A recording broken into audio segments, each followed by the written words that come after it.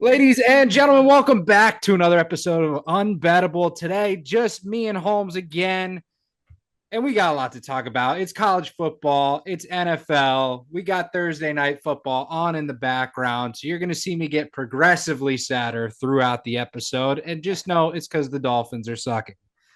Holmes, let's keep it quick for the people. College football, kick us off. Biggest game, arguably, of the weekend, Illinois versus Indiana. What do you have? This is an interesting Big 12 matchup we got going on, man. Number 9, Illinois, and number 19, Indiana, going at it prime time this Saturday. This is going to be kind of an interesting game to me because last year, Indiana and Kurt Signetti kind of came out of the blue. They came out of nowhere. They looked really good. They ended up getting themselves a playoff spot, but got blown out pretty early in the playoffs. I'm interested to see what they come back with this season. I know Kurt Signetti really, really believes in his team and really likes what his guys have gotten. They have played nobody, though. They have played absolutely nobody. That was a big play. I saw you there, Mondo. That was a big play. I saw you there. I saw your face there. The problem with Indiana for me is they have not played anybody last year. Don't really feel like they played anybody either. On the side of Illinois, the same could be said for them in terms of some of the games that they've played as well. However, the game that they played against Duke, they looked really good. They capitalized when they needed to capitalize. They took control of the turnovers that were given to them. And Duke was basically putting themselves in a position to really lose the game. And the good thing about Illinois, and this is the good thing about good teams, is when the other team is showing you that they want to lose the game, you're going to make sure that they lose the game. And Illinois made sure that they lost that game. I appreciate how many guys that they've had come back on that roster to be a part of this team, to make them a very veteran-laden and experienced team. They're going to have to prove that this weekend against Indiana. I know going into their place is going to be pretty tough, but I do like the juice that Illinois has, and I will probably take them to win this game. I don't like to mess around with the spread here. It's -1, +1, kind of fluctuating here and there with the lines that have been happening this past week. But if I were to take a winner in this game, I do like Illinois. I think they're going to be able to be the better team on Saturday. I like Illinois to be able to get the win over Indiana. Auburn, Oklahoma, the all SEC matchup in the 3:30 window. Oklahoma has looked unstoppable in this first three games. John Mateer, absolute beast at quarterback, nearly 1,000 yards passing, 5 touchdowns, couple interceptions in there too. On the other side, Auburn has a hell of a running back, number 23, Mr. Cobb. He's been cooking this season, 314, 4 tutties. Let me tell you something that I have my eye on right now. It is the under. Why? Because according to AccuWeather, it is supposed to downpour all day at Memorial Stadium. Uh-oh. If it does not, we'll maybe hammer that over, but that's a day of decision. But I recommend you keep track of it as it progresses. This is going to be a hell of a matchup. I'm shocked it was not the game day pick, but I'm also not opposed to the game day pick. Holmes, Texas Tech, Utah.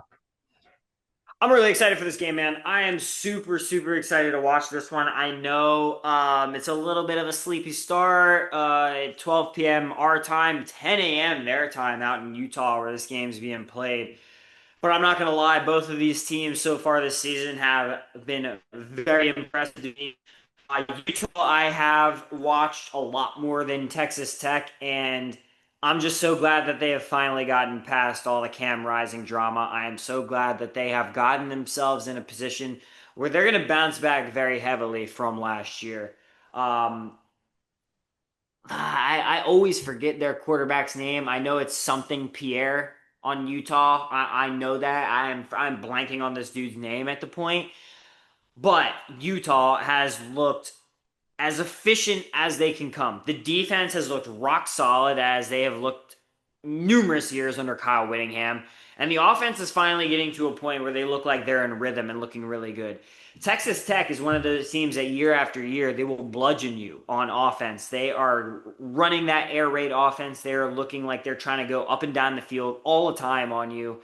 But the question is do they have enough defense? Do they have enough prowess that they were able to get through in the transfer portal to stop Utah and be a force in this Big 12 matchup? I'm not going to lie. I really like Utah in this spot. I even like them to cover -3.5. I hate that 3.5 number. I hate that hook being there on the field goal. But as much as I have watched of Utah this year, I really think that they have the juice. I told you at the beginning of the season, Utah to win the Big 12 was one of my best future bets I feel like I placed at the beginning of the year. I'm still going to be riding Utah. Texas Tech, until further notice, needs to show me that they have what it takes to beat upper echelon teams like this in Utah. And until then, I'm going to take Utah to win and cover this game. Covering another Memorial Stadium game, we have the Bussin' Bowl, Michigan taking on Nebraska. I think it's going to be an absolute powerhouse of a game. I'm taking Michigan -1.5. I do think at the end of the day, they're going to end up bullying Nebraska by the end of the fourth quarter. I like the Raiola Dane Key connection. I think it's looked great all year. I think they're going to continue to progress, but I think Michigan's defense is good enough to set them back at least a week. On the other side, man, it's all about Haynes, right? Number 22. The guy's killing it on the ground. He's going to continue to kill it this weekend. I'm excited for Michigan, Nebraska. Weather looks great. It's going to be a hell of a game. And now, Holmes, now we talk about the game of the weekend. UF Miami Hard Rock Stadium. Every fan will be in attendance. It will be a packed house. I don't want to say I have hope, but I always have hope. We need to have hope. Miami has flown out 12 of the top 20 wide receiver recruits in the next two classes. And let me tell you, we are desperately going to need them next season. So we have to pull off an upset this weekend. I love Florida +9.5. I think it's going to be a battle. I think that there's a lot of questions surrounding DJ Lagway. He's going to be ready to answer them. He's been practicing hard all week. I really think this could be the week Florida turns it around. Holmes.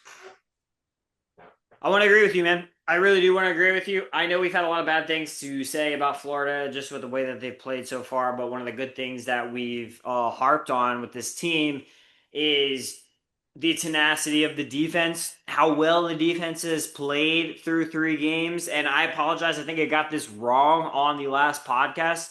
They've only given up 2 touchdowns in 3 games. I'm pretty sure I said 3 touchdowns. They've only given up 2 in 3 games, and we are 1-2. I think that tells you a lot about not only how the defense is playing and standing up to their opponents and who we've played so far, but it's showing you how lackluster the offense has been as well. I think this is a game where this is wounded animal mode. We said that for the LSU game and it didn't show up. It showed up on the defensive side. It didn't show up apparently for DJ Lagway. I think this is wounded animal mode, wounded Gator mode, if you want to say it. For this team coming into Miami, this is a big time rival. These are guys that they feel that taste that was left in their mouths after that massive 41-17 beatdown last week to open, or not last week, last year to open the season. These guys need to be coming out with a fire to win this game. And if they're not going to win this game, they need to make this as competitive as possible and they need to be right there on the edge. I am absolutely going to be taking the Gators to cover in this game. I think that DJ knows there's so much stuff that he needed to work on. Again, like we talked about, that non-practice for him is really, really showing up in real time for him playing right now in these games. And it doesn't look like he's as prepared as he needs to be going into these games. But I do think coming into this one, he's going to show us that he does have what it takes. Miami has looked unstoppable to this point. But that is exactly the type of situation that we like. Miami looks unstoppable. Florida looks like they're dead in the water. Miami looks like the easiest bet of the week. So why not ride the Gators to pull an upset win to at least make this a great-ass game against one of our biggest rivals? I'm taking the Gators. Let's go, baby. Love it. With that, Holmes, kick it off. College football card. So I don't have much. I'm going to be real with you guys. I have been so busy this week that I have not been looking at a lot of plays that I'm able to give you this week. And honestly, that might be for good reason. If you guys have seen my record, I apologize. It's not looked very good. I've been down some units. It has not been my friend. The one lean, I will tell you, the one that I really love, and I don't understand this line for anything. It could be a trap. I could be falling right into it. But UNLV, Dan Mullen's boys, are only favored by 2.5 at Miami of Ohio. If you have looked at Miami, Ohio, this Maction team, they have looked abysmal. They have looked abysmal in 2 games that they have played. I know that UNLV is going to their place on Saturday, but I love the way Mullen's been getting his boys up. The defense doesn't look that great, but the offense is rolling, and they look really, really good out there in the Mountain West. I'm going to take UNLV to cover the -2.5 at Miami, Ohio, and I'm going to pray to God that I do not fall into this trap. I don't think you will. I think that's going to be a hell of a game, and I'm definitely going to tail that pick. Okay. For my card, I sat down, did a little bit of research. Here's what we're going with Notre Dame -24. I think Notre Dame is due for a massive game. It's going to happen. It's going to happen this weekend. Michigan -1.5. We already talked about it. I like Michigan to bully the hell out of Nebraska this weekend. Utah -3, pretty straightforward. Oklahoma -7. I like them. I'm staying away from the over under. Don't know the weather, but I do know Oklahoma has a great football team. Illinois, Indiana over 52.5. I think it's going to be gunslinging in this game, and I expect nothing less. But with that is also Illinois +6. I really like them. I can't believe they're an underdog in this game. And I'm going to hammer them the whole way. And finally, I can't believe I'm even saying this, but Florida State, Kent State over 29.5 first half point total. Nice. Point total. I think that they're going to ball. I'm not taking the full game because Florida State's going to eventually bench their starters. So I'm just going to hammer the first half here. And that is that for the college football cards. And with that, Holmes, that leaves us with the NFL pick'em. What are the standings? With these standings in our NFL pick'em, we did mention this last episode, but we're going to get it out there. I know Gare is not on the episode today to be able to get his picks away, but rest assured, we will keep track of them. We will make sure we get his picks against the spread for NFL this week. Mondo, you are in third place, still positive at 16 and 15. That's Gare better. is. That's what I'm saying. That's what I'm saying. You're chilling, dude.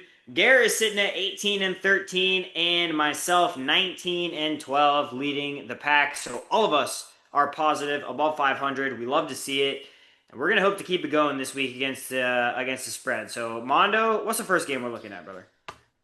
First game, we got Packers, Browns, Green Bay favored by 7.5. I'm just going to hammer that now. The Browns look like nobody's home this season. The Packers, I mean, they look solid. That defense is the best in the league, at least that I can tell.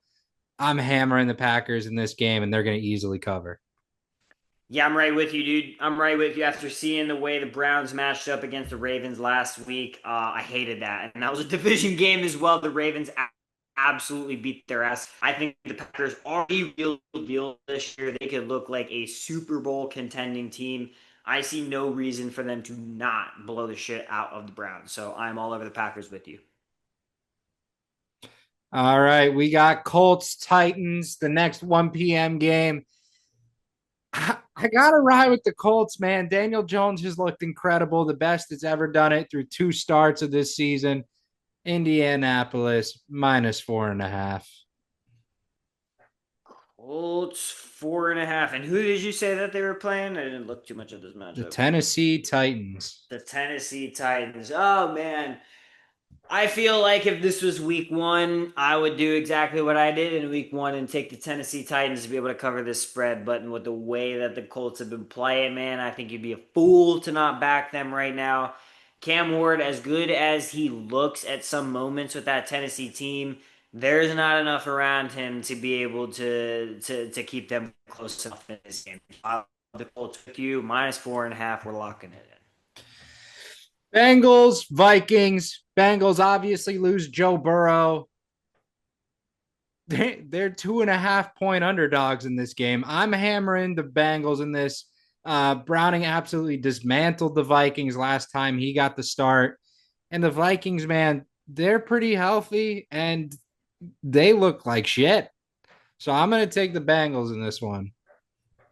I'm going to go to the opposite side of you. I'm going to take the Vikings on this one, and it's solely for the fact that obviously you have two backup quarterbacks playing in this game, but one has more experience than the other. I am going to take Carson Wentz for the Minnesota Vikings to be able to cover that 2.5 spread against the Cincinnati Bengals. I like Jake Browning. I know he's had a lot of experience in the league, but so has Carson Wentz. I like him and KOC to be able to cook up enough of a good game plan for them to be able to take home the dub. I'm on the Vikings. All right, Steelers at Patriots. Steelers favored by a point and a half. I know the Patriots looked really good last weekend, and that's simply because they were playing a Dolphins secondary who's full of blind people. So I'm taking Steelers minus the point and a half. Yeah, I'm with you there. I think you have to roll the Steelers here. I think the Steelers hate that they lost last week at home against the Seahawks, a team they probably should have beaten, but did not look very good against. The Patriots, obviously, they looked great against the Dolphins, but there is still some concern there for me with Drake May and how he's operating this Patriots offense. I want to be able to ride the Steelers here and the quarterback that I feel more confident in. Steelers minus 1.5. Rams at Eagles. Eagles favored by 3.5. It's been a hell of a start for the Eagles. They don't really have any flaw on their team. I'm shocked that it's this close of a spread. I'm taking the Eagles minus 3.5. I'm gonna be on the opposite side. I'm gonna take the Rams plus 3.5 here. I think the Rams have actually looked really good through 2 weeks as well. But I think to me at least, the Rams are showing more that on the offensive side that they're able to produce in situations where they need them to produce. Eagles, we haven't seen that yet. Obviously, we think that they can do it based on past production and what they may be able to do with the personnel that they have. But the Rams, man, I think this is one of those spots where even if the Rams don't win, I think they're able to keep it close enough that they cover that 3.5. I don't see the Eagles blowing them out in any type of fashion, so I'm gonna take the LA Rams here. Jets, Bucks. Nothing else. Bucks minus 6.5. I'm hammering it. Yeah, dude, this has to be probably one of the easiest picks of the week for me. I know that Justin Fields is out and Tyrod Taylor will be starting for the Jets. Regardless of who was starting at quarterback in this game, I was going to be all over the Bucks. The Bucks have their first home opener this week against the Jets. I do not feel confident in the Jets. Their defense, which is supposed to be the strong suit of that team, has been abysmal the first 2 weeks of the season. So I like the Bucks to be able to put up some points on them and do enough on defense to be able to take care of Tyrod Taylor. Raiders at Commanders. Commanders favored by 3.5. Raiders have not looked that great on offense to start this season. I think they're going to need a real bounce back game, but I don't think it's going to happen against this Commanders team. I'm taking them minus 3.5. I'm gonna take the Raiders plus 3.5 here, and that is pretty much because I don't know if Jaden Daniels is gonna play in this game. Even if he does, I don't have a lot of confidence that he's gonna be fully healthy and ready to go against this Raiders team. As shite as they looked against the Chargers on Monday night, I know they still have the juice. One of the worst parts about that team is the offensive line. They have to get it figured out. The Las Vegas Raiders are just horrible across the line. But they're in a position where I definitely think that they can win this game outright, especially if Jaden Daniels is hampered or even not playing in any way. I'm going to ride with the underdogs here in the Raiders. Falcons at Panthers, divisional matchup. Atlanta favored by 5.5. I don't know, man. These divisional matchups. I know the Falcons looked great last week. I think the Panthers cover here. I'm taking them plus 5.5. Interesting pick here. There's a part of me that doesn't want to disagree with you there, but from what I've seen from the Falcons from 2 weeks, the defense is so much more improved. The defense has looked better than it has looked in multiple previous years, and I actually do believe in Penix. I actually do believe in Penix. I think Penix does have what it takes. He has really an elite squadron of weapons around him. If they lean on Bijan and allow him to do his thing in the passing game to Drake London, Kyle Pitts, and the surrounding cast around him, I think they're gonna have enough of what it takes to get it done. The Panthers, man, I am so down and out on them. They might be the worst team in the league this year. Falcon. Texans at Jaguars. Jags favored by a point and a half. I really don't know where to go in this game, and I guess that's why the spread's so close. But I just feel like the Texans are beyond due, so I'm going to take them plus the point and a half. I understand that. I understand that, honestly. For me, I cannot get away from the fact that the Jags really should have won that game last week and did pretty much everything in their power to give away that game to the Bengals. I really do like the Jags. I think they're much improved from last year. I think they have what it takes to be able to not only win this game by a point and a half, man, but I think they have what it takes to actually come away with a very convincing win here and hopefully establish themselves as one of the more decent AFC teams this year. I know my boy Mondo's on a call right now. Mondo, you good, brother? You good? You want to keep moving? You all right? Yeah, dude, I don't know why this number keeps calling me, so I wanted to see what was going on, but they didn't answer. All right, Broncos at Chargers. Chargers favored by 2.5. I'm sticking with the Chargers, man. It's that Madison Beer effect. I'm hammering Justin Herbert until he tells me otherwise. Pause. Chargers minus 2.5 is my pick. Fair enough. Fair enough. I was really, really leaning with you, but I think the way that the Broncos lost against the Colts, I think that's something that they're really, really going to be focused on going into this matchup. I think they really want to be able to get this dub. And if anything, I think they'll be able to keep it within that 2.5 spread. I do love the Broncos here. So I think the homies are going to be able to keep it close right here. All right, my boy Mondo, he's locked into a call right now, man. I don't know who's trying to get this man off the podcast right now and get him into something that we don't need right now. But what we're gonna do is we're gonna jump into the next games. Next games, we're gonna keep it rolling. The 4 o'clock games now are where we're sitting. Cardinals, 49ers.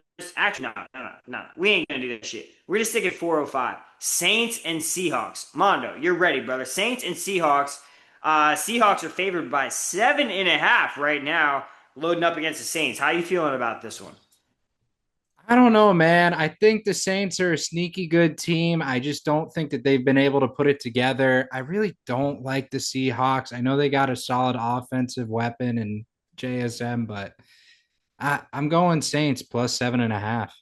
Hell yeah, bro. I'm right there with you. I was the biggest proponent of Saints might be the worst team in the league this year, and through 2 weeks, they have proved me wrong because they've actually fought very, very hard in these past 2 games, and they've looked better than I have expected them to be. I definitely think that they can cover the 7.5 here. I haven't really been overly impressed with what I've seen with the Seahawks so far. I think they have a lot of kinks to be able to work out. I think that defense is legit. However, the offense still got some things to work on. I like the Saints in a battle to be able to keep it close. Cowboys at Bears, the first game of the 425 window. Dallas favored by 1.5. I'm taking Dallas here. I'm sorry, Lip. I just don't think the Bears have the juice. Holmes, what do you think? I think this is one of the first trap lines of the week. I think if you look at this line just from an objective standpoint, even at home with the Bears, there is no way that the Cowboys should be favored by only 1.5. I understand the game that they played last week against the Giants and the game that they played week 1 against the Eagles. If you've watched that Cowboys team, they look better than the results have produced in the first 2 weeks. The Cowboys, in my opinion, should be favored by at least 3 points here. I there is something about this line to me that's very stinky. I think the Bears are actually going to be able to pull this outright win at home. I like the Bears covering 1.5. They're going to win outright at home. I love the Chicago Bears. Cardinals at 49ers. 49ers favored by 2.5. And I am simply taking them at 2.5 because there's still a chance Brock Purdy plays this weekend. Holmes. Yeah, I mean, I think it's hard to disagree with you here, to be honest. Like, well, Mac Jones or Brock Purdy, I'm kind of the opinion that regardless of who starts at the quarterback position for the 49ers, they have way too much talent surrounding that position that they would put themselves in a bad spot. The Cardinals have only played bad teams up until this point. I don't know if they're ready to be able to play an in-division opponent that's ready for the challenge and in my opinion is much more talented than them. So I am here to take the 49ers at home covering -2.5. Sunday night football, Chiefs at Giants, both teams 0-2. Kansas City favored by 6.5. And I'm hammering that because the thunderclap of an offense that's going to show up from Kansas City this weekend will make people beg for mercy. They are not going to lose a third game in a row. They are going to crush New York. There is nothing I have to add on to that. -6.5 Chiefs. You book that shit right now. Monday night football, easily the best game of the weekend. Lions at Ravens. Baltimore favored by 4.5. I am honest to God not ready to answer. So Holmes, what do you think? Yeah, dude, this is a hard one. This is really, really hard.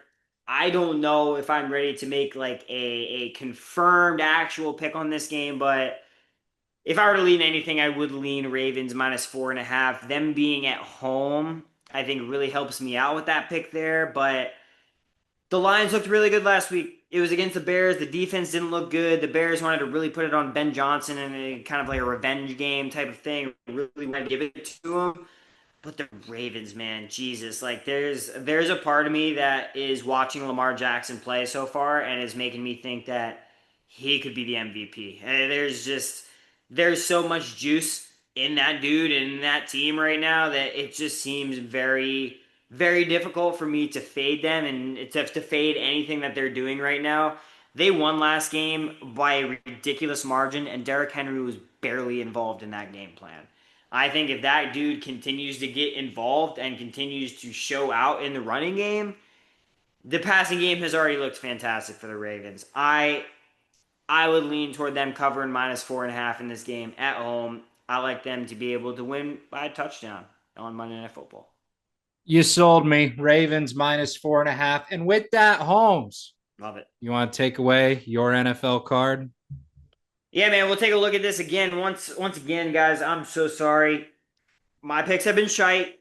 I'm not going with any picks today because I have been so garbage. Plus, I have not really had the time to be able to look into and actually research some of these picks for you. But I'm going to tell you straight up: take the Bucks on the spread, -6.5. If you're still able to get that number, I think there's absolutely no reason that the Bucks should not beat the Jets by a touchdown at home with Tyrod Taylor playing on the Jets. To me, that seems like one of the weirdest lines of the week.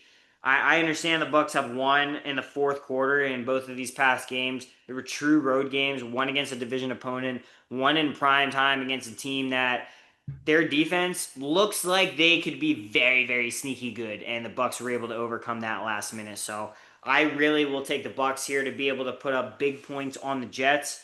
And you know what?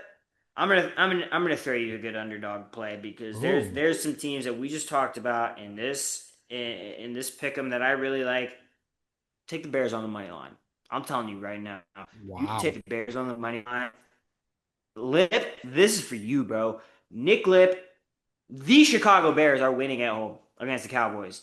That Wow. game is so goddamn smelly to me. There is absolutely no way that the Cowboys should be almost in a pick 'em with the Bears if you have seen both of those teams play through 2 weeks. I love the Bears this week. Caleb Williams, bounce back performance. Nick Lip is going to be lit as hell on Sunday. Bears, money line. All right, I'm going to keep this short and sweet. Eagles -3.5. I think that they're going to cook offensively this weekend. It's just kind of what they do. And with all that extra media narrative, I think that they're going to go even further.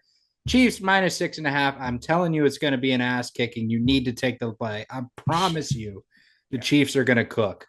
Broncos +2.5. I really like this team. I think they're good. I think they've just struggled a little bit with some really awkward situations. I'm taking them +2.5. And Holmes, I have a little special treat this weekend. We Okay. call this the long shot lay. We have T. Higgins touchdown. T. Higgins was relatively silenced, and for the most part, the whole season, except for a little bit, first Uh-huh. week. Uh-huh. He's gonna ball. T. Higgins touchdown. Okay. Jalen Hurts over 175 pass yard. He is listening to that narrative. I'm telling you, he's listening. He's going to at least get 200, I'm playing it safe with the 175. And finally, the man who made news this week, he's having a child. Give it up for the Stephon Diggs touchdown.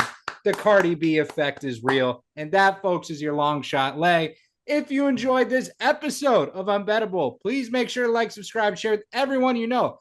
We'll see you on the next episode of Ball Knowledge or of Oh, I got my trivia one. We'll see you on the next episode of Unbettable.